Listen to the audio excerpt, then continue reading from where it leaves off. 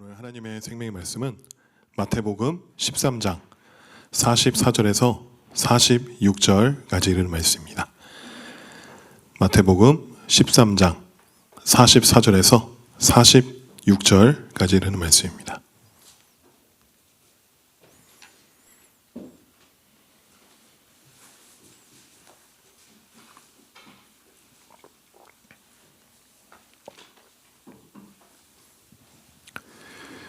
우리 다 같이 한 목소리로 합독하도록 하겠습니다. 천국은 마치 밭에 감추인 보화와 같으니 사람이 이를 발견한 후 숨겨두고 기뻐하며 돌아가서 자기의 소유를 다 팔아 그 밭을 사느니라.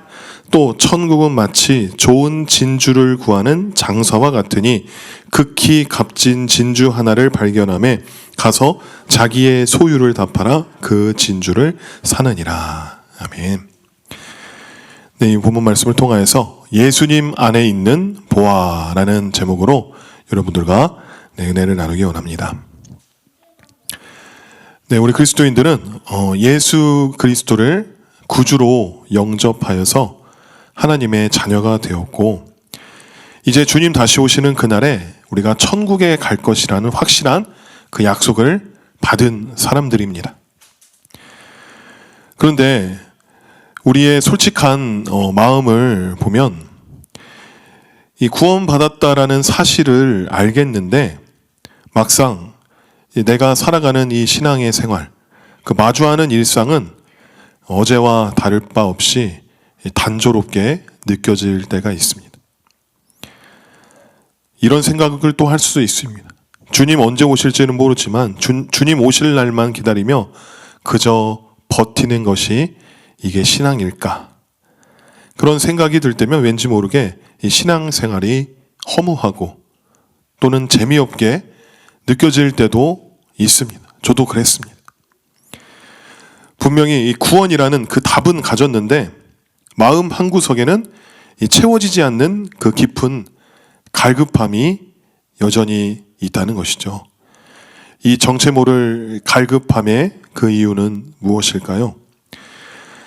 그것은 우리가 이 천국을 이 미래에 도착할 종착지로만 생각을 하고 오늘 내 곁에 계신 예수 그리스도라는 그 보화를 놓치고 살고 있기 때문입니다. 이 천국은 먼 훗날 죽어서 주님 오시는 그날에 입성하는 성벽 너머의 그 나라가 아닙니다. 오늘 본문의 농부처럼 내가 땀 흘리며 살아가고 있는 이 척박한 인생의 그 밭, 한복판에서 지금 당장 발견해야 할 최고의 가치인 것입니다. 오늘 우리는 이 갈급함의 끝에서 다시 한번 질문해 봐야 합니다. 나는 과연 내 인생의 그 밭에 감추어진 진짜 보화, 그 예수 그리스도를 발견하였는가? 그리고 나는 그 보화로 인하여서 설렘과 기쁨으로 살아가고 있는가? 이 구원받은 자의 삶이 이토록 무미건조하고 갈급하게 느껴지는 진짜 이유는 우리의 신앙의 목적지는 알지만 신앙의 그 목적을 모르기 때문에, 잃어버렸기 때문입니다. 우리는 흔히 천국에 가는 것을 신앙의 최종 목표라고 생각합니다. 하지만 성경은 우리에게 다른 이야기를 합니다. 신앙의 진짜 시작은 죽어서 천국에 가는 그 티켓을 챙기는 것이 아니라 오늘 이 땅에서 하나님의 얼굴을 구하는 삶을 시작하는 것입니다. 우리 인생의 가장 가치 있는 일이 무엇입니까? 하나님을 아는 것이 우리 인생의 유일한 목표와 목적이 되는 것. 이것이 우리 신앙의 가장 기초적인 기본이자 오늘 우리가 회복해야 할 신앙의 본질입니다. 농부가 밭에서 보화를 발견했을 때 그의 인생 목적은 더 이상 성실히 밭을 가는 것에 머물지 않았다는 것입니다. 그의 유일한 목적은 그 보화를 소유하는 것, 내가 갖는 것으로 완전히 바뀌었습니다. 우리 인생도 마찬가지입니다. 내 인생의 밭에 감추어진 그 예수라는 보화를 발견하고 그분의 얼굴을 구하며 그분을 더 깊이 알아가는 것이 내 삶의 유일한 그 이유가 될 때 우리 안에 그 정체 모를 갈급함은 비로소 보화를 가진 자의 충만함으로 변하게 되는 것입니다. 내 인생의 유일한 목적이 하나님을 아는 것이 될 때 비로소 우리 눈앞에 감추어져 있던 그 놀라운 보화가 보이기 시작하게 되는 것입니다. 내 인생의 유일한 목적이 하나님을 아는 것이 될 때 우리의 눈앞에 감추어져 있던 그 놀라운 보화가 보일 수 있다는 것입니다. 이 보화를 발견하고 인생의 그 목적을 오직 하나님의 얼굴에만 두었던 대표적인 인물이 바로 시편 27편의 다윗입니다. 다윗은 수많은 대적과 군대가 그 자신을 에워싸는 위기 속에서도 당황하지 않고 시편 27편 4절 말씀에 이렇게 고백하죠. 내가 여호와께 바라는 한 가지 일 그것을 구하리니 곧 내가 내 평생에 여호와의 집에 살면서 여호와의 아름다움을 바라보며 그의 성전에서 사모하는 그것이라. 아멘. 한 가지 일. 다윗은 그 수많은 대적들에게 둘러싸인 그 위기 속에서도 복잡한 해결책을 하나님께 구하지 않았습니다. 오직 한 가지만 구했습니다. 그 한 가지는 바로 하나님의 얼굴을 구하는 것이었습니다. 그것은 내 삶의 복잡한 문제들을 하나님이라는 그 한 점으로 수렴시켰던 것입니다. 이 보화를 발견한 농부가 다른 모든 소유를 다 정리하고 오직 그 밭 하나에 집중한 것과 같습니다. 우리의 기도가 왜 힘이 없는 것일까요? 그것은 구하는 것이 너무 많기 때문입니다. 우리 인생에서 그 외의 것이 아니라 그분 자체인 이 한 가지만 남겨본다면 분명 하나님의 놀라우신 은혜와 사랑이 충만해질 것입니다. 그리고 내 평생에 여호와의 집에 살면서라고 했습니다. 여기서 여호와 집에 살면서, 이 살면서는 이 장소적인 그 이동이 아니라 관계의 지속성을 말하는 것입니다. 우리가 주일날 나와서 우리가 주일 예배, 우리가 이제 2시간씩 드리고 있죠. 그 삶의 그 2시간의 예배가 삶의 모든 순간이 그분의 통치 아래에 있는 상태가 되어야 하는 것입니다. 요한일서 1장 3절에 말하는 사귐의 상태입니다. 보화를 내 주머니에 넣고 매일 함께 걷는 삶입니다. 우리가 예배를 마치고 교회 문을 나서는 순간 하나님과의 사귐과 그 교제가 끊어진다면 그것은 하나님과 거하는 삶이 아닙니다. 일터에서, 가정에서 주님을 의식하며 그분과 함께 머무는 것이 곧 하나님의 얼굴을 구하는 것입니다. 그리고 여호와의 아름다움을 바라보며 라고 했습니다. 이 바라보다에 해당하는 히브리어는 하자인데 이 하자는 단순히 그 힐끗 보는 것이 아니라 이 황홀경에 빠져 깊이 응시하는 것을 의미합니다. 사랑에 빠진 자가 그 아름다운 자의 모습을 황홀하게 쳐다보는 것입니다. 예수님 안에 있는 보화의 가치를 발견한 사람은 그 아름다움에 매료가 됩니다. 세상의 유혹이 끊어지는 비결은 의지가 아니라 더 큰 아름다움, 세상의 것보다 더 아름다운 예수 그리스도를 발견할 때 일어난다는 것입니다. 세상 보화가 더 커 보이는 이유는 예수님의 아름다움을 충분히 바라보지 않았기 때문입니다. 칠흑같이 어두운 밤길을 걷는 여행자가 이 길가에 켜진 그 작은 가로등 하나가 세상에서 가장 밝고 소중한 빛처럼 느껴집니다. 그래서 그 불빛만 졸졸 따라가고 그 불빛이 꺼질까봐 전전긍긍하게 되죠.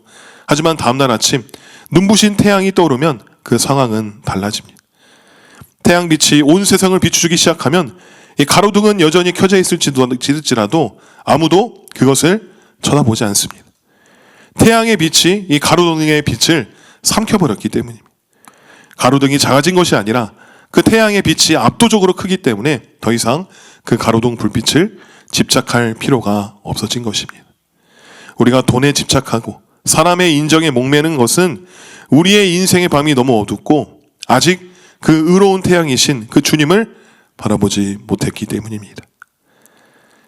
시편 27편 4절의 다윗처럼 주님의 아름다움을 깊이 응시하여 그 아름다움을 보게 된다면 주님의 영광을 한 번이라도 제대로 본 사람은 더 이상 가로등과 같은 세상의 보화에 인생을 걸지 않는 것입니다. 세상의 보화가 더 커 보이는 것은 우리의 믿음이 부족해서가 아니라 예수님의 그 아름다움을 충분히 바라보지 않았기 때문입니다. 보아가 없어서 갈급한 것이 아니라 보아이신 그분을 바라보는 그 눈이 감겨 있어서 보질 못해서 갈급한 것입니다. 다윗처럼 그 주님의 아름다움을 응시하는 자가 될 줄로 믿습니다. 그 영광에 압도당할 때 세상의 것들은 비로소 그 화려한 유혹의 옷을 벗게 될 것입니다. 하나님의 얼굴을 구하고 하나님을 알려하는 그 말씀과 기도를 통해 그분의 성품과 사랑을 깊이 응시해야 될 줄로 믿습니다. 그리고 그의 성전에서 사모하는 그것이라. 이 사모하다라는 이 번역된 이 바카르는 묻다, 탐구하다, 숙고하다라는 뜻입니다. 하나님께 내 요구사항을 일방적으로 통보하는 것이 아니라 주님의 뜻은 무엇입니까? 라고 묻는 인격적인 소통인 것입니다. 제가 20대 청년의 시절 때에 나름 교회에 열심히 다니는 청년이었습니다. 그래서 이 모교의 담임 목사님과 사모님 말씀에 잘 순종하여서 신앙교육과 훈련을 잘 받으며 지내다가 제가 20대 때 딱 2번의 그 불순종이 있었습니다. 첫 번째는 제가 군대 가기 전에 스키장 알바를 했었습니다. 스키장이 이제 강원도에 있지 않습니까? 그래서 집이 이제 전라도 군산인데 제 친구의 외삼촌이 그 강원도 홍천에 있는 그 비발디 파크 스키장 간부였습니다. 그래서 거기서 알바생을 뽑는데 저도 뭔가 이 군입대 전에 그 어떤 돈을 좀 벌고 뭔가 좀 내 학비라든지 내 생활비를 좀 벌어놓고 하자라는 생각을 하고 있어서 나도 가고 싶다고 했는데 저도 친구의 그 외삼촌 백으로 그 TO에 들어갈 수 있었습니다. 이 들어갈 때는 몰랐는데 그 스키장 알바라는 게 그냥 들어갈 수 있는 것이 아니라 면접도 봐야 하고 또한 채용이 돼야 하는 곳이었습니다. 근데 문제는 이 스키장 이 개장부터 폐장까지 약 3개월 이상 그곳에서 먹고 자면서 해야 하기에 그곳에서 기숙사 생활을 했어야 합니다. 그러면 어떻게 되겠습니까?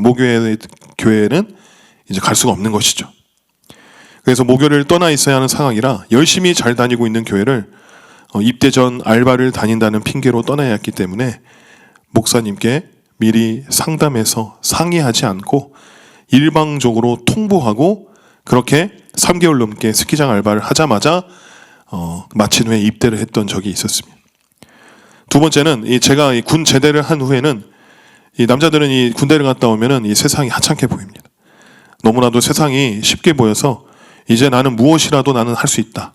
군대도 갔다 왔는데 라는 그 교만의 마음이 충만해져가지고 그때 막 이 호주에 그 워킹 홀리데이 가는 게 붐이었습니다. 어떤 제 친구가 호주 워킹 홀리데이에 간다길래 나도 가자 하고 그냥 아무 생각 없이 영어 준비도 안 하고 그냥 무대뽀로 비행기표 끊고 일정을 잡았습니다. 문제는 또 이 제대에서 교회에 나와 하나님을 섬기며 열심히 그 주의 일을 하기를 고대하였던 그 담임 목사님께 또 일방적인 통보를 하고 호주에 가서 1년 반 동안 갔다 오게 되었습니다. 내가 과연 이런 결정을 하는 데 있어서 하나님께 묻고 기도해서 결정한 것인가 라고 물어본다면 저는 절대로 그렇게 하지 않았습니다. 왜냐하면 분명히 목사님께 이렇게 하려고 하는데 어떻게 할까요? 물어보면 가라고 하겠습니까? 가지 말라고 하겠습니까? 가지 말라고 하겠죠. 가서 하나님 안 찾고 내가 하고 싶은 대로 살 것이 분명이기 때문에 그냥 내가 하고 싶은 대로 저는 그렇게 했었습니다. 하나님의 얼굴을 구한다는 것조차도 모르고 그냥 내 생각, 내 방식대로 그렇게 주구장창 교회를 다녔었던 저의 청년 시절이었습니다. 물론 다녀오고 나서는 그 다음부터는 회개하고 내 생각, 내 방식대로 하는 그런 교만은 많이 절제하며 살았습니다. 하나님의 얼굴을 구하는 구체적인 방법 중 하나는 바로 하나님께 질문하는 것입니다. 주님, 이 상황에서 제가 어떻게 하길 원하십니까? 라고 묻는 그 순간이 바로 보아이신 주님과 사귀는 시간인 것입니다. 다윗에게는 해결해야 할 수천 가지의 문제가 있었습니다. 당장 목숨이 위태로운 전쟁터였습니다. 하지만 그는 그 수천 가지의 문제 해결을 하기보다는 한 가지 일, 즉 하나님의 얼굴을 구했다는 것입니다. 보화를 발견한 사람이 다른 모든 소유를 뒤로하고 그 밭을 사는 데 집중하였듯이 다윗은 하나님을 아는 것과 그분과 사귀는 것을 인생의 유일한 보화로 삼은 것입니다. 다윗은 그 보화가 있는 곳, 즉 하나님의 임재 안에 평생 살면서 주님의 아름다움을 바라보는 것이 인생의 유일한 낙이자 목표라고 선포하였습니다. 우리가 느끼는 그 영적 갈급함의 해답이 바로 여기에 있는 것입니다. 우리의 신앙은 무엇을 얻는 것이 아니라 바로 누구를 아는 것이냐입니다. 많은 이들이 천국을 이 사후의 보험으로 여기지만 성경이 말하는 영생은 요한복음 17장 3절 말씀, 유일하신 참 하나님과 그가 보내신 자 예수 그리스도를 아는 것이니이다 라고 했습니다. 오늘 본문 마태복음 13장의 보화와 진주는 바로 우리 인생의 유일한 목적이자 목표인 예수 그리스도 그분 그 자체입니다. 오늘의 본문의 농부는 밭을 갈고 있었습니다. 밭을 갈던 농부가 보화를 발견하듯 우리 신앙의 출발은 내 인생의 주인이 내가 아니라 하나님의심을 깨닫고 그분의 얼굴을 구하는 데서 시작됩니다. 이게 무슨 말이냐? 농부는 매일 똑같은 일상 속에서 자기 힘으로 먹고 살기 위해 밭을 갈았습니다. 그때까지 그 밭은 그저 내가 땀 흘려 일해야 하는 나의 일터일 뿐이었습니다. 우리도 인생을 살 때 내가 주인 되어서 내 힘으로 살아갑니다. 그런데 어느 날 복음, 그 보화를 만나게 됩니다. 이 인생이 내가 일해서 먹고 사는 내 밭인 줄 알았는데 사실은 하나님이 그 보화를 숨겨두신 하나님의 무대였구나를 발견하게 되는 것입니다. 내 밭인 줄 알았는데 바로 보화의 밭이었던 것입니다. 내 열심보다 더 큰 하나님의 은혜가 이미 내 삶에 와 있었다라는 것을 발견하는 순간 인생의 주도권이 나에게서 하나님께로 넘어가는 것이지 않겠습니까? 농부가 보화를 발견하기 전까지 그의 목표는 오늘 하루 사고 없이 밭을 성실히 잘 가는 것이었습니다. 하지만 그 보화를 발견한 순간 밭 가는 기술이나 자기 수고는 더 이상 중요하지 않게 되었습니다.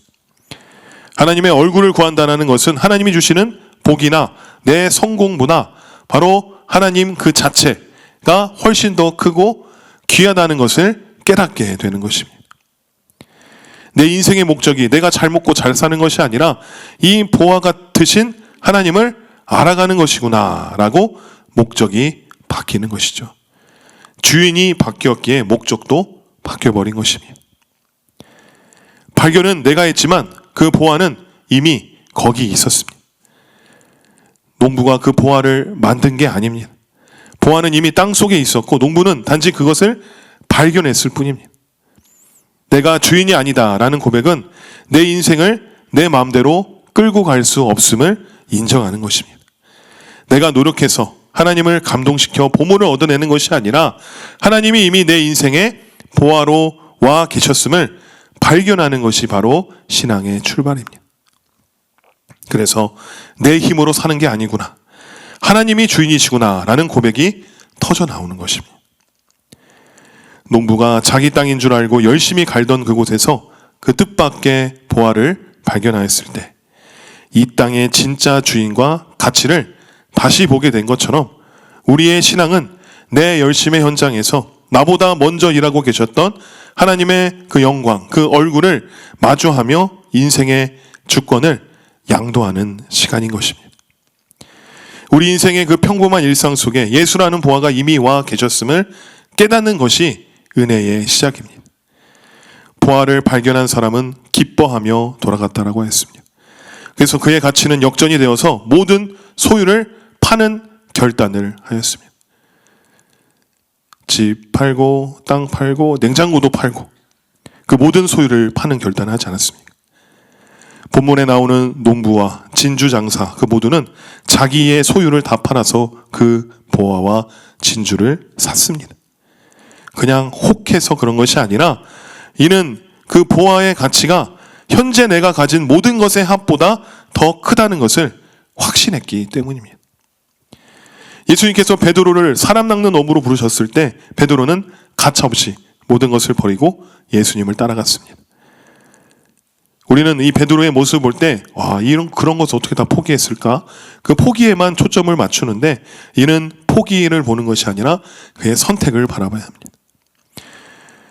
모든 것을 버렸다라는 사실에 집중하며 그의 희생을 대단하게 여기는데, 하지만 오늘 본문의 농부를 보십시오. 농부가 전 재산을 팔아서 그 밭을 살려고 할 때 아까워 죽겠다라며 울면서 팔았습니까? 아닙니다. 분명 보물을 가질 생각에 기뻐하며 팔았을 것입니다. 밤새 물고기 한 마리 잡지 못했던 허탈한 그 베드로의 인생에 그 밭에 예수님이 찾아오셨습니다. 그리고 그물이 찢어질 정도의 그 기적을 경험합니다. 그때 베드로는 깨달았습니다. 물고기 몇 마리보다 이 물고기를 다스리시는 이분이야말로 진짜 보아이구나. 베드로가 그 배와 그 그물을 다 버릴 수 있었던 이유는 그것보다 수천 배 가치 있는 그 예수라는 진주를 발견했기 때문입니다. 농부와 진주 장사는 자기 소유를 다 팔았습니다. 계산기를 두드려 보니 지금 가진 소유를 다 합쳐도 이 보아 하나의 가치를 당할 수 없기 때문이었습니다. 베드로에게는 배와 그물은 그의 생계이자 기술이며 그 인생의 전부였습니다. 하지만 보아이신 예수님을 만나는 순간 그 전부는 예수님을 얻기 위한 지불 수단으로 격화되었습니다. 예수님을 믿는 것은 내 소유 중 일부를 드리는 것이 아닙니다. 예수님이 내 모든 소유의 합보다 더 크신 분임을 인정하고 내 삶의 우선순위를 통째로 바꾸는 것입니다. 마태복음 4장 20절에 베드로가 곧 그물을 버려두고 예수를 따르니라 라고 했습니다. 곧이라는 단어는 망설임이 없었다는 것입니다. 보화를 발견한 농부에게 그 헌 집과 낡은 도구들을 왜 버리느냐라고 묻는 사람은 어리석은 사람입니다. 더 좋은 집과 더 새 도구를 살 수 있는 보화가 손에 있는데 왜 옛 것을 버렸냐고 말하는 것은 어리석은 것이죠. 우리들에게 아직도 이 세상의 보화가 아깝고 주님을 위해 무언가를 내려놓는 것이 고통스럽게 느껴질 수가 있습니다. 그렇다면 아직 예수라는 보화의 진짜 가치를 대면하지 못한 것일지도 모릅니다. 베드로처럼 그분을 진짜 보화로 대면해야 될 줄로 믿습니다. 베드로가 배를 버린 것은 인생을 포기한 것이 아니라 인생의 진짜 주인을 얻기 위한 결단이었던 것입니다. 농부가 낡은 전 재산을 팔아 보화가 묻힌 땅을 샀듯 베드로는 낡은 그물을 버리고 영원한 생명이신 예수님을 샀습니다. 예수님은 우리의 작은 희생을 요구하시는 분이 아니라 우리에게 진주보다 귀한 자신을 주시는 보화이십니다. 그러면 포기하는 것이 아니라 버리는 것이 아니라 얻는 기쁨을 누리게 되는 것입니다. 사랑하는 성도 여러분, 우리의 신앙은 예수님 안에 있는 그 보화를 발견하는 것으로부터 시작이 됩니다. 가이사랴 빌립보에서 예수님께서 제자들에게 그들은 예수님을 누구라고 생각하느냐라고 물었을 때 베드로가 대답하지 않습니까? 마태복음 16장 16절에서 18절 시몬 베드로가 대답하여 이르되 주는 그리스도시요 살아계신 하나님의 아들이시니이다. 예수께서 대답하여 이르시되 바요나 시몬아 내가 복이 있도다. 이를 너에게 알게 한 이는 혈육이 아니요 하늘에 계신 내 아버지시니라. 또 내가 내게 이르노니 너는 베드로라. 내가 이 반석 위에 내 교회를 세우리니 음부의 권세가 이기지 못하리라. 우리가 잘 알다시피 베드로의 이 고백은 성경 그 텍스트에 나오는 예수님에 관한 진리를 베드로가 지적으로 동의하는 고백이 아니었습니다. 자신이 예수님은 어떤 분이시다라는 것을 외워서 그것을 답변하는 그게 아니었다는 것이죠. 그리고 그 당시에는 신약 성경이 쓰여지지 않았던 시기였습니다. 베드로의 이 고백은 어디서 나온 것입니까? 하나님께서 성령을 통해 베드로에게 예수님 안에서 그리스도 하나님의 아들을 보게 하신 것입니다. 베드로의 이 고백은 그가 발견했던 바로 그 예수님에 대한 고백입니다. 그리고 예수님도 베드로에게 그것을 알게 하신 분이 하늘에 계신 하나님 아버지라고 말씀하셨습니다. 그 반대로 요한복음 6장에 나오는 오병이의 기적을 체험한 이들이 있었습니다. 근데 예수님 안에서 그들은 그 보화를 보지 못한 자들이었습니다. 그래서 그들은 예수님께서 가르치시는 것이 자기들의 생각에 맞지 않자 이내 곧 예수님을 떠나고 다시는 예수님을 따르지 않았습니다. 우리의 참된 신앙은 예수님 안에 있는 그 보화를 우리의 모든 것으로 사는 것입니다. 이것은 우리가 구원을 우리의 희생과 대가를 지불하여 산다는 말이 아닙니다. 우리는 오직 예수님을 믿는 믿음으로 구원을 받습니다. 우리가 예수님을 믿는다는 것은 그저 예수님에 관한 몇 가지 성경적인 진리를 지적으로 동의한다는 것이 아닙니다. 그것은 예수님 안에서 하나님의 아들, 그 그리스도를 발견하고 그분을 우리의 삶으로 신뢰하는 것입니다. 즉 우리를 위하여서 십자가에 돌아가신 하나님의 아들 예수 그리스도를 발견하고 그분을 우리의 구세주로 뿐만이 아니라 주님으로 모셔드리고 우리의 삶 전체를 그분께 전폭적으로 의뢰하는 것을 의미한 것입니다. 예수님 안에 있는 그 보화를 발견한 사람은 기꺼이 자기의 모든 것으로 그 보화를 살 것입니다. 사도 바울도 예수님 안에서 가장 값진 보화를 발견했습니다. 빌립보서 3장 8절에 또한 모든 것을 해로 여김은 내 주 그리스도 예수를 아는 지식이 가장 고상하기 때문이라. 내가 그를 위하여 모든 것을 잃어버리고 배설물로 여김은 그리스도를 얻고. 그래서 바울은 모든 것을 배설물처럼 여기고 가장 값진 보화 되시는 예수님을 얻기 위하여서 그리고 그 안에 발견되기 위하여서 달려갔던 것입니다. 사랑하는 성도 여러분, 오늘 우리는 이 마태복음의 비유와 다윗, 베드로 그리고 이 사도 바울의 고백을 통해서 우리 신앙의 본질을 확인하였습니다. 신앙은 단순히 천국행 티켓을 주머니에 넣고 안심하며 사는 것이 아닙니다. 신앙은 내 인생의 밭에 이미 와 계신 그 보화 예수 그리스도를 발견하는 것입니다. 그리고 그 보화이신 주님과 매일 얼굴을 마주하며 친밀하게 사귀는 것입니다. 바울이 그토록 자랑하던 그 모든 것을 배설물처럼 여길 수 있었던 것은 그가 도덕적으로 훌륭해서가 아니라 예수라는 그 보화에 완전히 매료되었기 때문입니다. 아직도 세상의 가로등 불빛이 너무 밝아 보여서 그 불빛이 꺼질까봐 전전긍긍하며 살아가고 있는지 않습니까? 돈이 없으면 어떡하지? 사람들이 나를 인정해주지 않으면 어떡하지? 이 고민이 우리를 여전히 갈급하게 만듭니다. 하지만 그 태양이 뜨면 가로등은 더 이상 필요가 없습니다. 우리 인생의 가장 밝은 빛 되시는 의로운 태양이신 예수님의 그 아름다움을 우리 모두가 발견하기 원합니다. 하나님의 그 얼굴을 구하기 원합니다. 주님, 내 인생의 유일한 목적인 그 주님을 아는 것이 되게 하여 주시옵소서. 우리가 함께 기도하기 원합니다. 그 영광에 압도당할 때 우리는 비로소 세상을 이길 기쁨을 얻게 되는 것입니다. 우리는 우리의 밭들이 있습니다. 누군가에게는 직장이라는 밭으로, 누군가에는 자녀를 돌보는 가정이라는 밭을 소유하고 있습니다. 우리의 밭은 결코 무의미한 노동의 현장이 아닙니다. 그곳은 주님이 보화를 숨겨두신 하나님의 무대입니다. 우리가 밭을 갈 때 일방적으로 통보하는 것이 아닌 다윗처럼 주님께 묻는 자가 되기 원합니다. 주님, 오늘 이 밭에서 주님과 어떻게 사귀길 원하십니까? 그 보화를 가진 자의 충만함이 저와 여러분들의 메마른 일상을 보화를 발견한 자처럼 설렘과 기쁨으로 가득 채워지는 역사가 일어나는 저와 여러분들이 되시기를 주님의 이름으로 간절히 축원합니다.